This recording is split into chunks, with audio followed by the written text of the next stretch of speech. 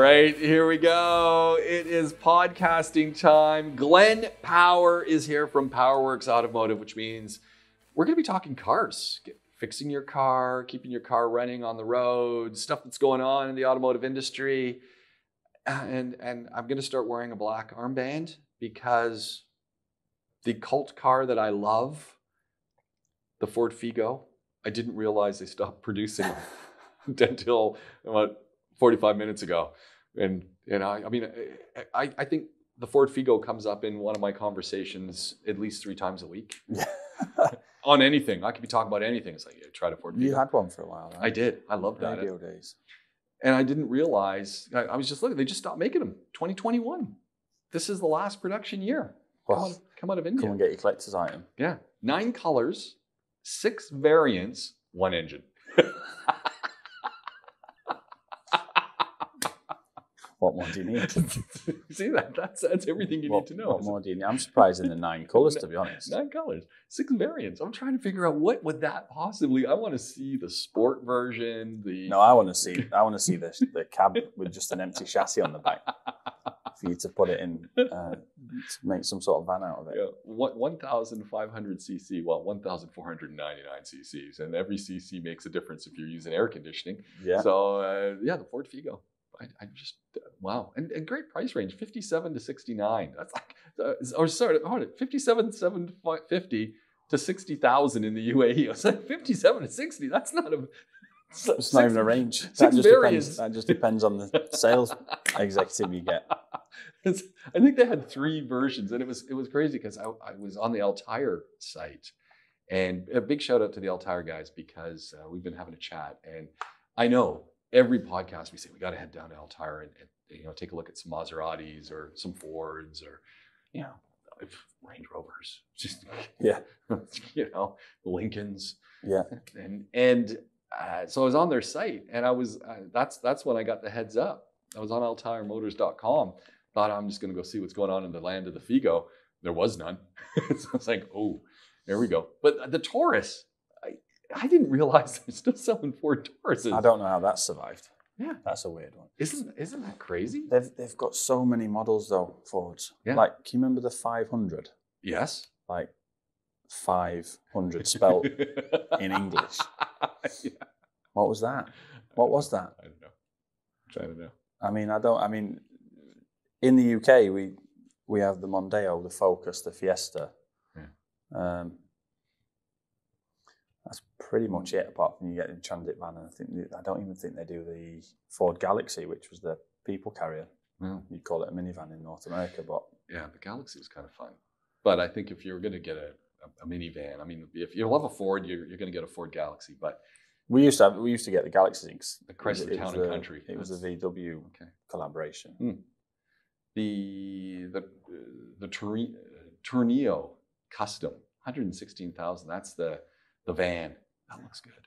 There's just a lot of money there, Ford vans. Yeah. But they're doing good stuff now because cool, they've got the DHL contract. Yeah. They've got the agreement with those guys. I think I've seen some UPS vans at Ford. Ford Ranger, 74, 560 is what it starts at. That's a nice vehicle. That's cheap. I drove one of those out to Banias Island. Diesel. Thank goodness. Yeah, they're all the 3.2 diesel, aren't they? Thank goodness. And diesel's good in Abu Dhabi, yeah. Cheap. Oh, that's what I'm there and it's like, it just cost me nothing to fill up. Yeah. And you didn't need to fill up because I don't know how many kilometers I got to a tank. They paid you for the AC water that they used to clean the floor on the forecourt. It's that cheap. Yeah. But it's funny because I'm looking at the Ford Ranger price starting from 74,560. Yeah. Right beside it, the Raptor, 249,000 dirhams. Yeah, well, that's money not well spent in my opinion. But the other one, the crazy price is the Bronco, 183,000 dirhams. I was going to send you an article the other day. It was a side-by-side real-world comparison of the current Bronco and the new current Wrangler. Yeah, different price, but right off the bat, the price is I just thought to myself, how is that a fair test? It's not. The price is like completely different. Like but one is prices are only going one way at the minute. Yeah. So there's going to be actually, to be fair, I think it was I really need to get better at this. I should have saved it. There was an article, I'm pretty sure it was a Bloomberg article, but I don't want to say and be quoted on that. But basically about, you've got a lot of shutdowns in factories. Right. Manufacturers. And we've been talking about this for a long time. Yeah. The chip shut down, then you've got the factories are shutting down, which means all of the ancillary services just from the factory. But then if you're not making cars, the rubber guys aren't doing it, the custom upholstery guys aren't doing it, the fastener guys aren't making anything, the grill guys, the steering wheel guys, and then you're going to ramp things up, and the seatbelt guys, they've gone on to a different industry. You ramp things up, you can't get anything for a car anymore. We'll get back to it, but a genuine point of what you've just said there is the steering wheel. Yeah. Because in crew for Bentley, there's a lady that stitches the steering wheel. Really? Pray she doesn't get sick. If she's not teaching anybody. Yeah. Now, I'm sure there's 2 or 3 maybe by now because they've started doing decent volumes again. But if they stop working for 6 months and think, I ain't going back there. Yeah. You got they're not going to hire a school leaver to do it. And who else are you going to get? But yeah, no, the article was pretty much saying that the manufacturers that are shutting down, the supply chain's affected, but the manufacturers are actually saving money. Right. They've got stockpiles. Sure. But they've also got the cars that they are still producing. They're not necessarily complete shutdowns. But because the cost of steel and the cost of oil is going up, it's going up now. But they've hedged that. They bought that maybe 2 years ago at an agreed price. So they're charging more for something they paid less for. Nice. And a little bit like with aviation, when fuel prices went up, what was it 2013 or 14? There was when it dropped, didn't it? Like that's we went from $100 a barrel to 30. Yeah, they were laughing. Yeah. They were like, buy as much as you want. Buy it all in, buy it in. And aviation went mental. And that's obviously what spiked aviation because, we've literally got fuel to just wash the planes down with. Like, we've got loads of it. But now the manufacturers, what they're saying is that they are starting to recover, but the supply chain has still got no one to supply because they're shutting down, but they're charging more for the models. Because they're saying the perception is, there's less cars, so we'll charge more, supply and demand. Yeah. Same with the used car market. You speak to Colin, he's probably, that guy's, he'll be buying a Palace on Jumeirah Beach Road soon. Oh, no. Colin, I just did a podcast with Colin. We will fix it. And we were talking about the Volkswagens that you guys are racing. And he's complaining about sore back and shoulder. And he's just in the sentence before, he's told me that they were just slinging these things around the track, driving them mental. Yeah. 140 kilometers an hour, they're driving a mental, This is a Beetle though, don't forget. Oh yeah. So he's in there and I'm going, so you got a sore shoulder. Which one exactly? Because is that the one that you're holding onto the strap and using? And he's not putting two and two together. Even when I pointed out this, he goes, "Oh no, it's because I had to crunch in." I'm going, "Yeah, okay, yeah, yeah." We've got a WhatsApp group for the fleet, and there was a message in there. He wanted some parts collecting that he'd supplied because we're still in production phase with Borg and Beck. We've done some testing with Emirates Transport on some dampers, shock absorbers, as people wrongly call them. But they're not shock absorbers? The spring absorbs the shock. The damper dampens the oscillation of the spring. Does not sound like a nice name. Where are you going? I'm going to go get some dampers. Well, I can't help shocks. You go by shocks. Hey, we could be here for hours on the English language. But you've got the... Oh, I learned a new word, by the way, with Colin. Oh, no. Yeah, a new saying. This might be bleeped. No, purple. He said it's Sorry? Something about You've learned a new word, purple. Well, he said it's like it was a purple situation or a purple occasion or... Yeah, as in a good time or like... Yeah. Yeah. But he just used it, however how would you use that in a sentence? Because that's what he... The more common parlance would probably be, it's a bit of a purple patch. The business is going through a purple patch. And I said to him, I'd never heard that in my life. It's good, yeah. I'd never heard that before in my life. And it was like, because he used it in a good way. Yeah. Wow, I'd never heard that. Anyway. You're not really missed out. I don't think it's a revelation. It's like the forecourt. The forecourt. I had no idea how similar. It's place in front. Right? I thought maybe it was because it's four courts. Purple's a bit of a difficult one to explain, really. Yeah, like that's a colloquial expression, but but it's every now and then. If you don't know that, and this is always my thing with Simon Smedley, Catboy. I listen to Catboy, and if he's talking about stuff, every now and then he starts throwing in. He's from down the road from where I'm from. He starts throwing in terms, and he's telling jokes and he's laughing, and I'll be listening to him on the radio or something. And I have no idea I'm not laughing. I'm going, I don't even have a clue what you just said. Like, I understand what the words are, but I do not understand what you think those words actually mean because you've lost me. Yeah, well, you've got a situation where, let's say me and DJ did a podcast with you together. We got to do that.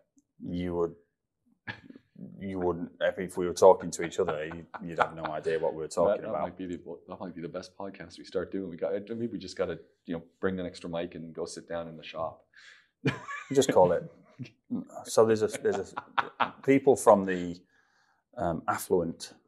more affluent south. Not affluence. No, or effluent. But people from the more affluent south of the country in the UK would term me a northern monkey, right? A northern monkey? That sounds kind of racist. Well, maybe a while ago it possibly would have been. Okay. But we basically, just because we're hod carriers and unskilled and down south they deal with the banks and the money. Gotcha. It's always cold up north and all that sort of stuff. Yeah. So also a grease monkey is a technician. Yeah. So you could have me and DJ on here, it'd be northern grease monkeys. Yeah. And then you'd just have to sit there with your mouth open, constantly dumping it for the beat, and then having to a lot of the time because you just don't actually know what we've just said. Yeah. But yeah. No, so I was actually saying, I got it. One more. So have we gotten totally off topic? Joey Woo sent me a message. Yeah. And he was listening to our podcast. Shout out to Joey and the Mosquito and to Dave. The Mosquito podcast were really cool. Trying to get my daughter to listen to it. It's a little bit, she's only 6, but a really good podcast. That guy was pretty, and the best of the one. So the Mosquito, if you're wondering about that one, that's Jason Michaud. Go and listen to him. He's talking about space and things. So scroll back to Catching Up with Jason Michaud. Same kind of deal. He was told in high school, don't. His teachers, why are you even in school studying, son? Now look at him. Now look at him. He's sending Elon and everybody to space. Well, that's it. It's all about the personalization of the space environment. And they're literally working on this arm that they're putting on a rover that's going to go to the moon, that you wear a glove, it's got sensors on it, you're going to be able to feel the moon. Love it. That's the Mosquito's doing that, him and the team. That's cool. Yeah. So back to Joey Woo Woo. Yep. And many years at Bruce Bissell Pontiac Buick, which is much like your place, closed up. It's changed. It's no longer, Bruce Bissell is no longer there. And he said he remembers going in as an apprentice, first day in there. They told him the same thing they told you. Get out of the trade. Definitely. Get out of it. He said, I think you might have almost run off the road laughing, going, it's the same everywhere in the world. It's the same. Yeah. You know what the worst thing is, right? So you hear the sort of saying that people, some bit of a throwaway saying where people are just having a bad day or something and they'll say, I should have stayed in school. Yeah. I did stay in school. Stayed in school, and then I went to school for another 3 years with VW, and then I was constantly at VW in school. And then, so what do I say? Yeah, I took the wrong courses. Yeah, but I didn't take the wrong courses. I think that's the beauty of the trade, and I think again, it's a thankless job. It's a thankless job, and when you think about it, it's full of stuff you don't want to get on your hands. It's if the cars are on the lift, you're constantly working with your arms up in the air and you're looking up and stuff's falling on you and that's murder on your shoulders and. Yeah. But Joey Woo Woo went through the trade like yourself, many years in the business. You've gone into the situation where you're creating the garage you want to be working at. Stupid idea. And he's gone into the business where he's taken his trade and he's pivoted it in a different direction, but you couldn't do what he's doing in his trade now without having done the trade. No, so, I get it. And, there's a lot to be said for the life skills that you learn from it. Yeah. In the fact that it's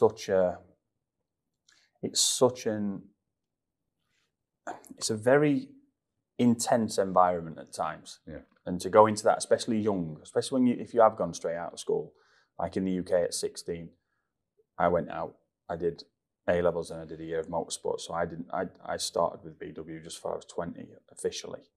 So you've got I was still young. Mm.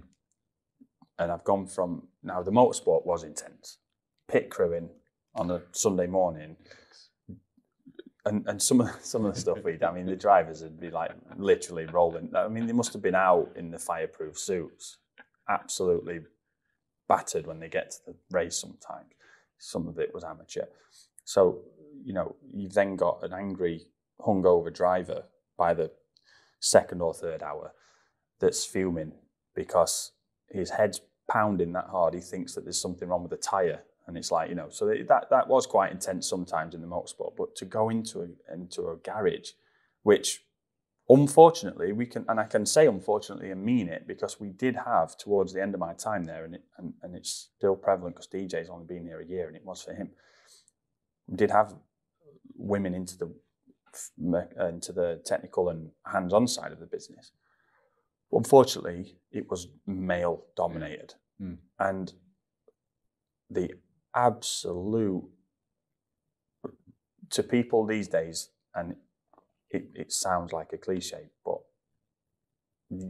you just wouldn't believe it to be impossible, some of the stuff that used to happen. Right. Which I would have always, and nothing ever happened to me or anyone that I know while I was there that I would think, wow, that doesn't fly, that's no good.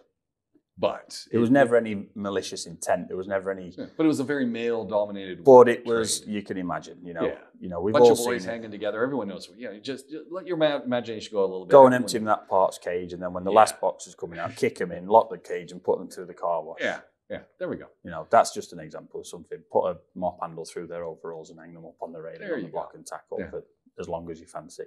These sort of things happened. Now, I wouldn't want people to do it to my kids. Exactly. And I never went home and told my dad what had happened, because that would have been a mistake. But then again, actually, no, my dad worked in the pit, so my dad would have smacked me around the head for moaning and said, right, actually. So I suppose it is just horses for courses, isn't it? But there's so many good aspects to the trade that aren't actually about fixing cars. Yeah. Fixing cars, fine. And most of the time you'll hear me complain, I just want to fix cars. I don't want to talk about discounts. I don't want to deal with, you know, a technician's got a problem that I just want to fix cars. Yeah. Right? And that's all I want to do. I don't want to look at the figures. I don't want to go to the bank and pay for a bill. I don't want to arrange a meeting with so-and-so. I want to fix the cars, you know? And it's this morning trying to close a roof on a Jaguar. Oh, no. Literally got the tool. The technician had never done it before. I knew how to do it. I'd done them, unfortunately, loads of times. Is this John's? No, not John's. No. John's roof's fine. Okay. So this was a newer one. But a newer one. The technician had said to him, look, the tool's behind the back seat, just pop it off the hinge and you'll get it, and then just put it in there. And I was sort of rushing. I wasn't clear enough, so I ended up doing it. I'd literally got the tool. So I'm sat in it's a convertible, obviously. I've got the tool. I've leaned around from the driver's seat, popped it out from the holder because he'd opened the seat but couldn't see it, which isn't, you know, it's a black tool in a black steel frame. If you've never seen one before, you're not going to see it. Yeah. Why not paint it yellow? Yeah, it's for emergency use. Yeah, there we go. Probably in the rain when it's dark. It's dark and it's black. Why don't we make cars in Britain anymore? So I pulls it out, puts it in, literally engage the Allen key, which is what it is, into the emergency lock. My phone rang. Oh no. And it's like, that's the problem that I have. So I still love the fixing cars bit. Yeah. And, you know, don't get me wrong, there's every single day, 20 times a day where I think, I wish I'd done something else. Why didn't I listen to Graham? Why didn't I listen to Graham? Getting mad at Graham because he weren't strong enough with me and saying, get out. Like, literally, you should have. I've seen him pick people up and throw them over the wall in the bank, so you should have done that to me. You know, but there's a lot to be said for it. Hey, look, and it's the same with any you've trade. Got 2 establishments, though, now. You've got, you know, the retail, you've got the fleet. Yeah. And you're doing it the way you envision this being done. We're trying. Yeah. It's obviously a little bit of a, you know, committee. Obviously, I can't be in both places at the same time. And right. I have to tell people the same thing every day. But that's part of it. That's part of it. And that doesn't change where you are in the world. That's just the way it is. It's good having DJ there. There's a couple of guys that have worked with me for years and years and years, so they know. Is it hard to find good technicians these days? Good Absolutely mechanics? Terrible. Yeah. Really difficult. It's a challenge. Yeah. Because, so you have to imagine, like, for me, from the UK, we have quite a diverse population with a lot of migrant workers there. Yeah. But it's nowhere near as dominant in terms of migrant workers as we are here. Okay. I'm a migrant worker. You're a migrant worker. We're migrant workers. So we can't take somebody that's on a tourist visa that's come to the country to look for a job on trial. Right. So we have to believe their CV from their country, which I don't know. I've never been there. Yeah, yeah. I've got no idea. You know, if I'm back in the UK and someone comes in and says, "Oh, I've got a diploma here from West Knox College," I can say, "Oh, I know somebody that went there. I'll ring them." Right. I can't ring a university in Nigeria, for example, and say, "Do you know this guy? Is this legitimate?" I can't do that. And you know, these guys can't afford to be paying thousands and thousands of dirhams and waiting months for a testing certificate. So, but they haven't got a working permit to take on so it's really hard. It's really difficult. Are kids still these days, even back in the UK? I have no idea in Canada, but are kids in the UK these days going into automotive technician training? I don't know. I wonder. So one of the things that I don't hear, and maybe it's, I know it's not maybe, it is. The schooling systems that our kids are going through, that your kids are going to go through, that my kids went through, is so twisted towards, you got to go to university, that there's only one option, is to go to university, even if really university is not where you need to be. No, but the other side of it is that schools only want to push the students that are capable of making that. Well, right? That too. So then if you can't go that route, and you're going to, I'm going to go to Oxford. By the time, so we had it in the UK, year 9, and they called it options. So at the end of year 9, when you were 14, I know, you got to make a decision. You know, if I wanted to get out of bed. You've then got to decide what you want to do for your GCSE, which is your General Certificate of Secondary Education. So that's like your high school, whatever you want to call it in the North American system. So for you're choosing the subjects you want to learn for the next 2 years, and you have to have a minimum of 10 that are certifiable, basically, for a certificate. So then we do that for 2 years. I've chosen what I want to be graded on for my whole past 11 years in school when I'm 14. Could you imagine? Then you got to pick. One of my mates, my best mate at school, he chose social studies and leisure and tourism. And he chose social studies because there was a girl doing it in his form that he fancied, that he liked. And he chose leisure and tourism because the teacher that did it, he liked. There we go. That was his career. His future is determined by a teacher and a girl. It's a song. You know? Yeah. It's madness. But it has something, you have to do something, right? You've got, I suppose, again, if I was in the UK, I wouldn't choose a member of staff based on the GCSE. I wouldn't even give it the time of day because you know nothing. You know nothing when he's 15, 16, 17. You don't know anything. And that's the point, I suppose. You've got to make the choice and learn that you've made that choice. Yeah. But I just think going back to this whole thing, I say we got to be pushing these trades a little bit more. Yeah, yeah. And it's not just for the electronic side of cars that are coming out. Actually, that was a great article, by the way, and a little bit frightening as well. Frightening in that it put everything in perspective about electric cars, because really electric cars, all that really matters is the battery. Let's just be honest about that. And we've got to sort that recycling out. So I sent this to you, and it is an article that James Carter, mobility futurist, had. And this article that he wrote about lays out that the really big thing we need to be thinking about is batteries. Yeah. And think about your electric car, okay. But he said when you start looking at where the battery production is happening, we're looking at China, Japan, Asia, concentrated in China, Japan, and South Korea. Yeah. Those 3 countries are the leading researchers and developers of battery technology. There's two reasons for it. Yeah. They're already at the sort of forefront of everything electronic anyway. So a lot of the technology's there, and the thirst and the skill set and everything to allow for the R&D and the production to go on, but also the pollution. Yeah. The pollution issue. Now I know that, you know, there's sort of anecdotal stories going around about, you know, Elon Musk turned down the European Union's offer of having one of his gigafactories in Europe. Yeah. I'm going to say that he did that because he wouldn't have met the regulations for the pollution. Yeah, for sure. Right? Yeah. He's got 100,000 cars to make for Hertz. Yeah. He's got a lot of cars to make, and you can't do that with somebody in a white coat and a clipboard knocking on your door every day saying that's too much pollution coming out of there, what you're doing with that water there, which they should do. Yeah, for sure. 100%. They should do that. 100%. No, for sure. It's just become a bit of a, I don't know the term without necessarily using something a bit crude, but it's just become a bit of a competition between some men. Yeah.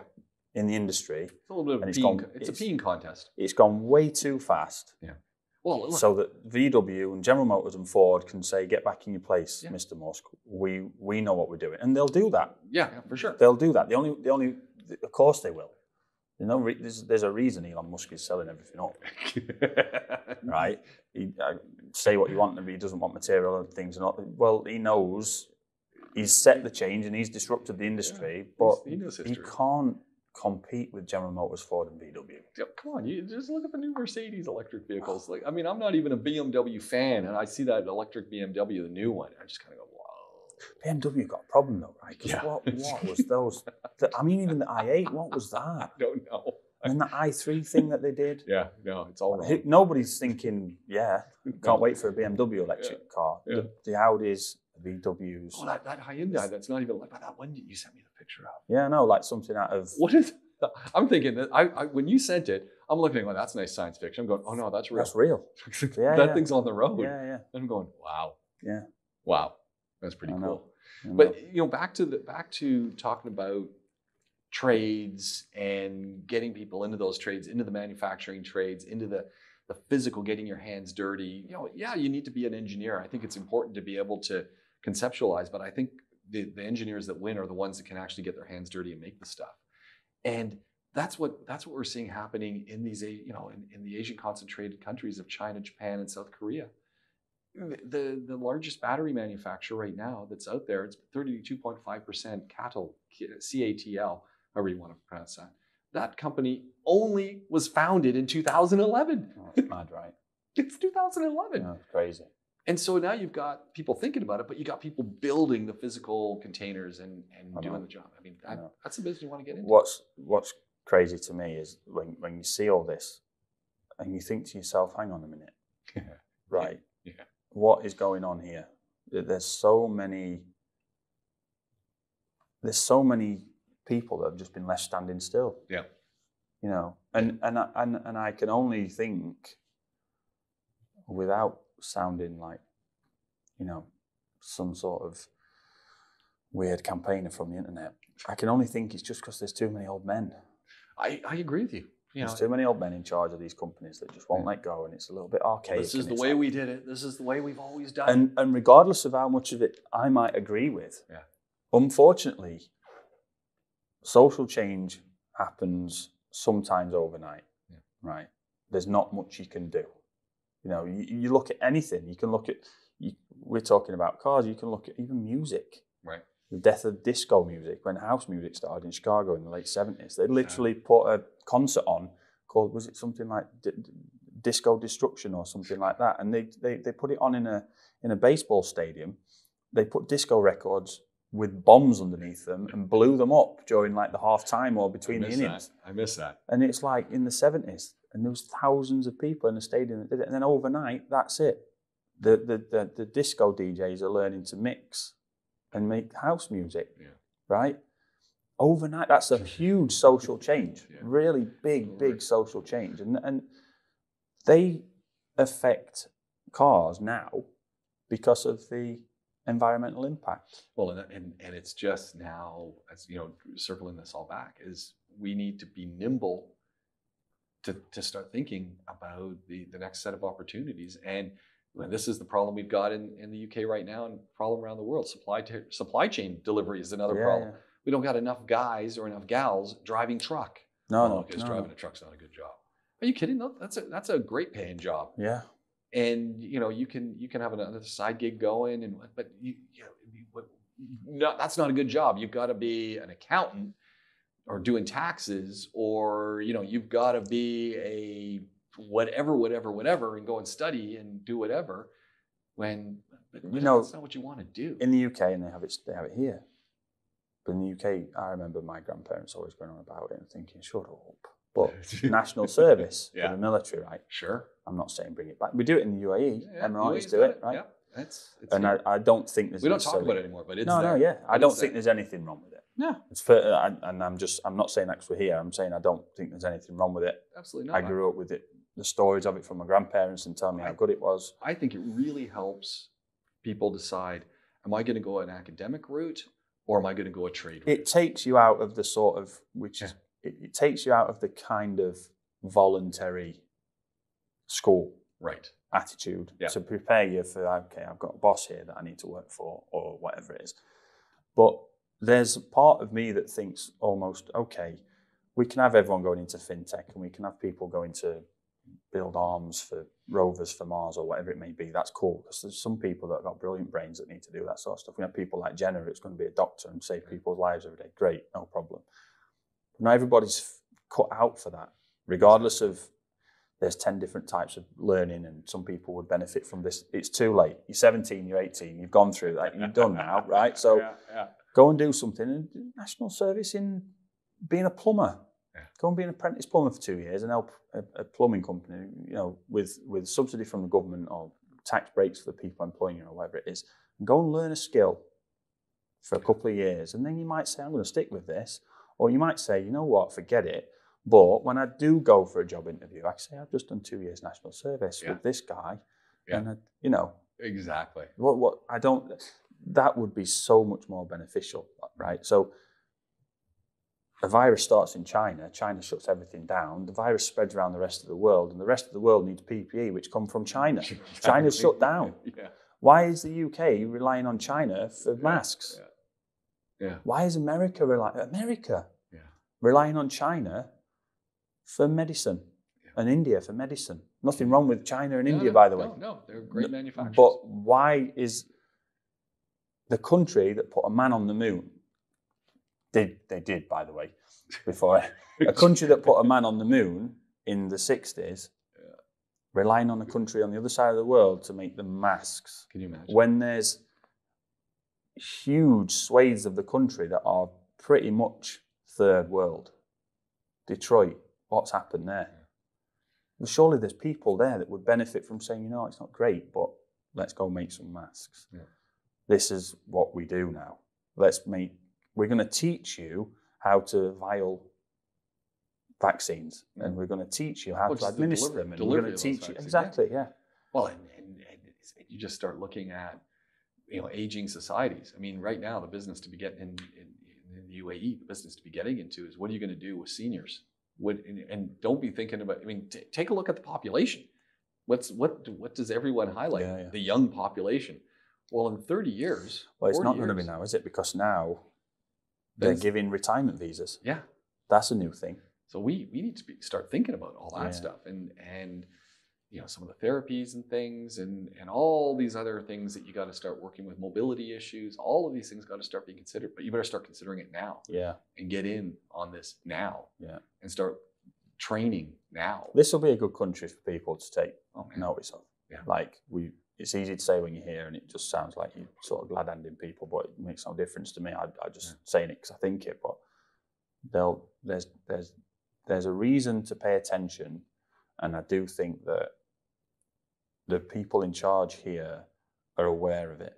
Yeah. But what they have to do is collaborate.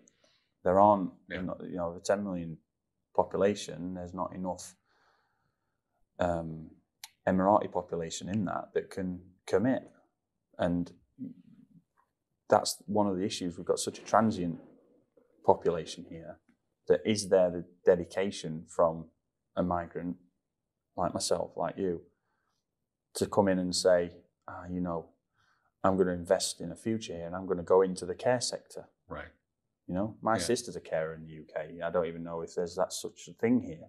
I don't know. You know? Yeah. But there's going to need to be. Absolutely. You're going to need home care. Yeah. Yeah. So we talked about disco music. We talked disco music and now the lights are coming on and off here. Which, but no, I mean back to what we're here to talk about in cars. It's too slow a change. Yeah. In a sensible way. The whole rush to make electric cars has been ridiculous. Why is it? Why? Just, there's nothing wrong with it and it has to happen. I still believe that hydrogen's the way, and we've said that countless times. It's boring hearing me say it. Elon Musk has done a fantastic job of making everybody take notice that we need to have a change. And it does not matter now. It does not matter now what anyone will say unless Elon Musk tweets, and it will have to be a tweet because no one else listens to anything else. They have to put a tweet out and say, you know what, we're killing the planet by making these batteries. Or, you know, we're tearing countries apart that are fighting over these resources for the batteries. So unless he does that, and it will have to be him, or he'll have to sort of corroborate that statement from somebody else, nobody's going to change their mind on them. Nobody's going to change their mind on electric cars unless he says that. So if that's true, he has to say it. If it's not true, nobody's going to change.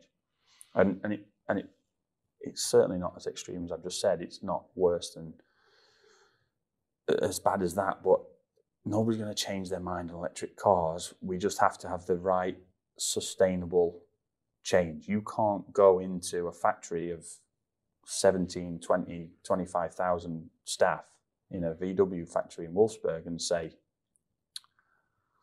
we're not building that engine anymore. Yeah, it's been good. You either at 55, 60 years of age, you've been here 30 years, thank you for your service. Now we're going to build these electric motors.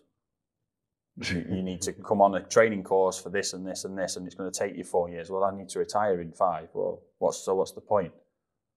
Because they can't afford to pay you a full wage to train. Yeah.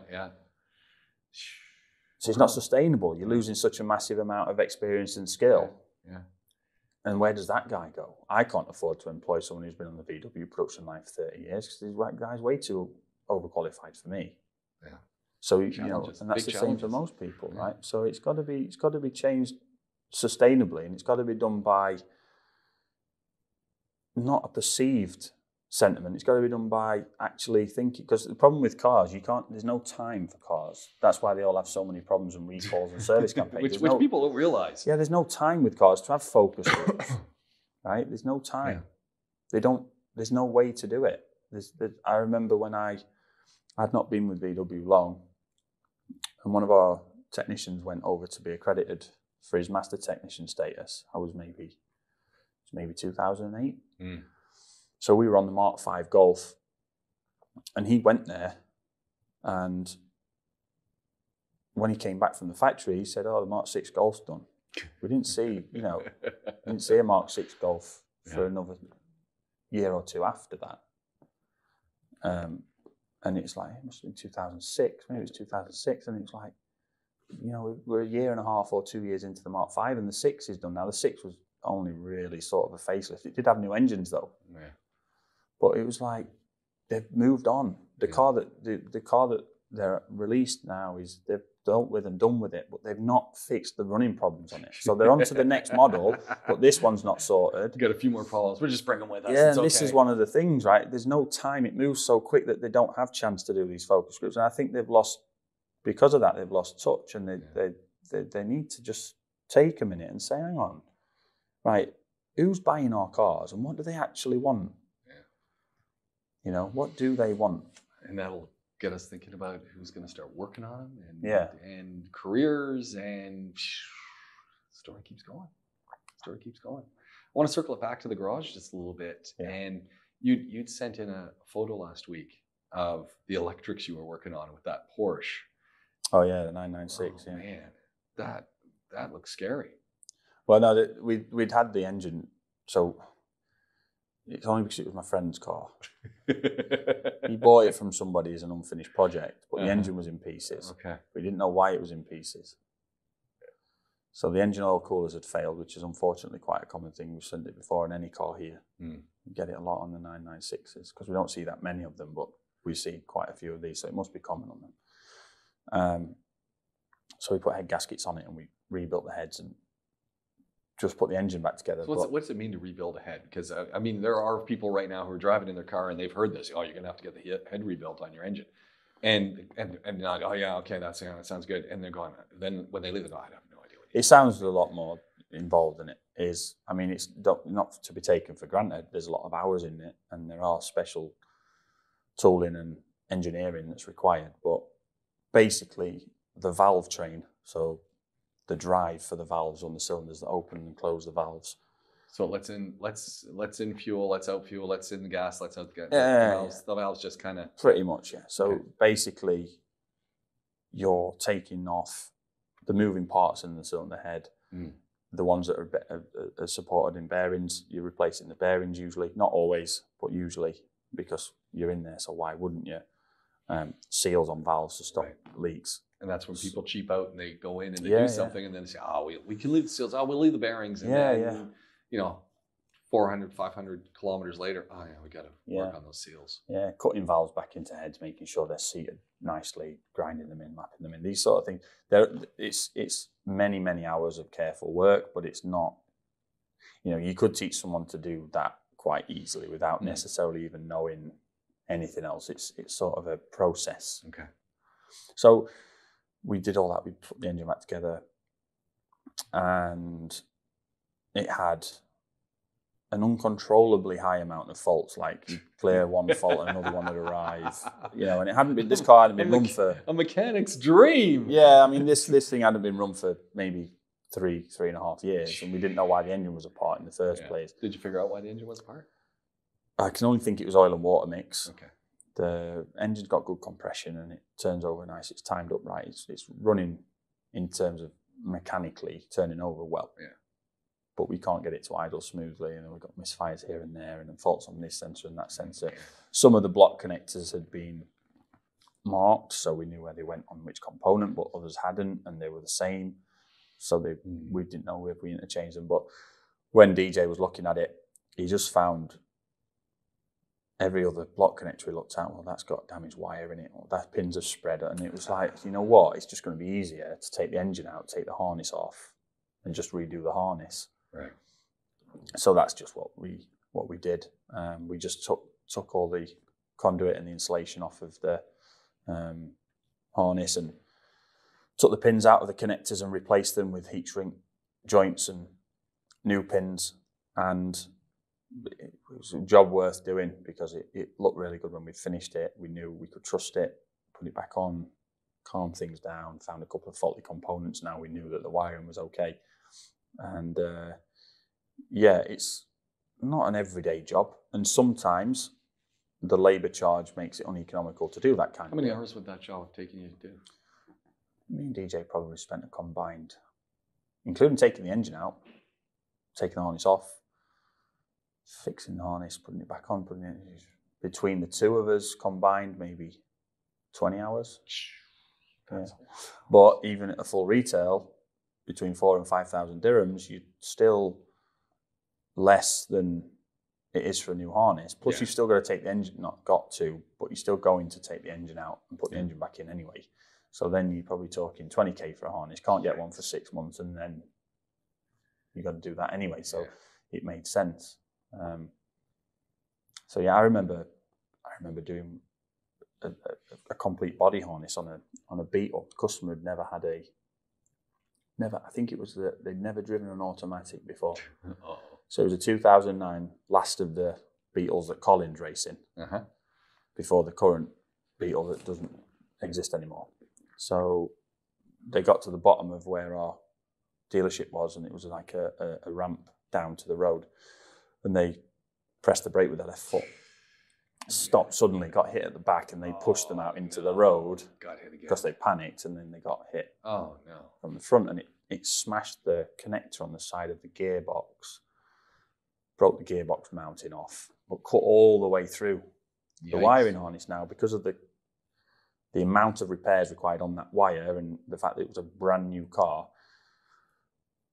technical standards were replace the harness. So we had to wait for this harness from Mexico, and it was like 3 months we waited for it.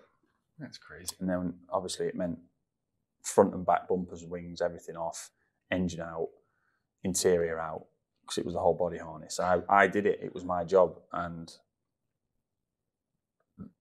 it was my oversight. But when the new harness came, I checked all the connectors and I laid it out on the old one on top. Yeah, it's okay. And after about the 400th connector, I just, it's fine, it's perfect. Put it on, and the air flow sensor connector was the wrong one. And it wasn't even that, just had the pins the wrong way. It had 6 wires instead of 5. Oh no. So it was the wrong connector. It was the wrong harness. Oh no. Everything else had fitted, and it was literally like one of the last of maybe 10 to connect before I started the car. And that was 40 hours of dealer time. Now, because I've been in contact with the factory all the way, because it was a special order and it was okay and we got paid for it, but we didn't get paid to take it back out again. That was me to do that, and it was stayed late for a night. Taking it back out was easy, because I'd just taken one out and put one in. So I was like, when you've just done a job, you can really do it quick the second time. But then we ended up with getting permission to then repair the existing harness, because the customer didn't want to be off the road anymore, right? Right. So we ended up repairing the existing one using parts of the new harness so that there wasn't too many repairs in the same location. And it worked out all right in the end. It was a learning curve. So I've always been a bit sensitive about harnesses. And there's a lot to say. Like Mercedes in the 90s, I think, they went to a biodegradable. So there was a lot of... Some people were having the conversation we've had about sustainability of recycling of cars and stuff. And they went to a biodegradable insulation for wiring. So if anyone's ever had a headlight issue here on a German car, and they'll have seen that someone sent them a picture, or they've noticed when they changed the bulb that all the wires inside are bare, that would happen on all of the harness for the whole car. So we get a lot of problems here with wiring harnesses, and it's countless. Like, you can have the weirdest thing. You start the car, and if you start the car at 11:30, there's a warning light on. But if you ever start it at 11:35, the light doesn't come on. Interesting. Like weird things like that, where there's just a short on a wire. And to find it is next to impossible. One of the previous... So what do you do with that? Nothing. You just have to fault find it. The problem is that it's the conversation, right? Right, James, this fault on your car is showing me that there's an issue with, let's say, the knock sensor on the engine. Now, I don't think it's the sensor, because they're pretty foolproof. It could be, so we could try one. But first thing I need to do is check that the wiring from the sensor to the control unit is okay, and make sure that that's working okay and that it's operational. Then if we check it and it isn't, okay, is it a broken circuit? Is it a short circuit? Is it high resistance? What is it? Then there's, okay, then what do we do? So in the example of a broken circuit, and we see this here a lot, wires break. So what they'll do is they'll cut them at either end, and then they'll put their own wire in, no problem, right? It works. The wire that's broken is bare to the elements and corrodes. That corrosion gets through to another one. So if you don't actually take that wire out, or at least repair it, you're causing issues down the line. It's a nightmare. Yeah, so you have to be, but then you're saying to me, mate, you've repaired a wire, but you're charging me 2K. Yeah. I know, but I spent 23 hours, like I diagnosed it for a couple, and then I found the issue. I then had to repair the issue, having isolated it, and now it's back together. And this is the harness has been repaired by a 2 dirhams heat shrink. Exactly, but it took you got a 2K bill. And it's really hard to justify it, but sometimes I have to just puff my chest out and say, I spent hours on that, and I've spent years learning to get to the point of being able to diagnose it. I can't, What would be the kind of bodge job? The short circuit. They just ignore it. We get disable it. Well, like I say, the bodge job is you cut it either ends and just loop your own wire. Yeah. But you don't solve the problem. Right. So people just do that. It's like, yeah, we get rid of the sensor, but we've seen fuses. So you know the old glass fuses, right? Yeah. We see people put screws in there. What? No. People just wrap wires around it. You know, these sort of things happen every single day. Yeah. And it's one thing to say you did it at the top of a dune because you'd broken down in the desert. Yeah. To say that someone in a workshop did it for you. Yeah. You know. Yeah. It's going to cost you $2,000, or you know what? For 50, I can sort you out with just bypassing. Yeah. What's someone going to say? Bypass. Yeah. Yeah. Until you need that sensor. Which is one of the reasons you don't really give those options sometimes. No. We've had the conversation before. If you give me the cheaper option, I'm always going to go with the cheaper option. Well, but sometimes, like, so we've just had Dr. Jen's car in. Yeah. Needed brakes and service and stuff. Is this the Land Rover? Yeah, just usual stuff. They're panicking and thinking the car's just always broke. Well, it's wear and tear. This is just normal stuff. It's not. You know, this buying in, like, it's a nice little Land Rover, but it's it's that nice year. What's the LR4? 3. LR3. So those are nice looking. Yeah. But you're going to pay. The problem is schedule maintenance on it, wear and tear adds up. Yeah. But this is just normal stuff. And she drives it like she stole it, so I can't comment. But you didn't deny it. I'm not. No. I see the condition it's in. But I'm not going to say to Jenna, knowing that she's got 3 kids in the car. Yeah, exactly. And she's a doctor and she needs to be able to get to work. Yeah. Keep an eye on it, you'll be fine. Yeah. But I could say that to you about the same fault on your car. Right. Because, well, you're not saving lives every day and you've not got 3 young kids in the back. It's you or you and your wife in the car, and you've been driving them for 10, 12 years and you know exactly what's going to happen if something starts to sound funny. Yeah. Jenna's not even going to get a warning most of the time because she's got 3 kids shouting at her in the back wanting attention. You ever gotten a message from her when the kids are all in the car and she's sending you a voice message? No, but we changed the mirror glass while she came in and she got the kids in the car. So. Oh man, she sent me a message once. I was like, I don't know how she's driving. Yeah. Anyway, she was just a voice message. It was like all 3 of them in the back, and I think the dog was barking. Yeah, it was excellent mayhem. Yeah, but no. So there's certain ways of dealing with certain customers. Yeah. You know, we'll have some customers that come in, and we recommended on a Q7 yesterday. Told the guy, look, your brakes are okay. They're squeaking. We can clean them up and service them up for you. And it'd be 400 dirhams front and rear combined, all inclusive. He's like, oh, I'm not going to pay you to do that. Just put pads on it. You might as well, if you're going in, just change the pads. I don't want to come back in 3 months to pay for pads anyway. Yeah. Okay, fair enough. You know, I wouldn't have spent that money now on my car, but I gave you the option. Yeah. And I appreciate that you haven't got the time nor inclination to come back here again and mess around doing it in 6 months or 3 months, whenever it may be. That's cool. Yeah, that's nice. But some customers will say, oh, anything you can do, like, and that's also cool because that's part of what we do. We have to be straightforward about it, and we have to say, look, these are the options: A, B, C, sometimes D, E, F, or sometimes just A and B. But you've got you should there has to be an input from our side. There can't just be a reliance on giving the customer the options and then making an informed decision, because sometimes the information we're giving them they don't understand. Yeah. And that's they're never going to tell you they don't understand it. Exactly. It's this whole thing that we talked about where everyone thinks that if they don't know what a car or how a car works, they're somehow missing out on something. It doesn't matter. But so some people, we have to make the decision sort of for them and just say, look, this is the best way to go. And you must always get, well, what would you do? Yeah. And I'm a mechanic. And that's honestly the truth, right? What would you do? I won't fix it. You know, I wouldn't fix it. I'd just keep driving it. But it's different because I know when it breaks down, I can fix it that day. Exactly. You could, breaks down on the way to Liwa. You can pull over. You've got the tools in the back, and you can jerry rig it because that's what you do. Yeah. I'm on the way to Liwa when it breaks down because it's going to be on a Friday night. Yeah. And it's like I'm in trouble. Yeah. This is. It's not like it's not a struggle or anything, but we have to have these conversations with people, and we'll always people have asked me. They'll ask me again. I'll get someone ask me today, or sometimes I'll instigate that and say, look, if it was me, being honest, I wouldn't do this. Yeah. I'd do this.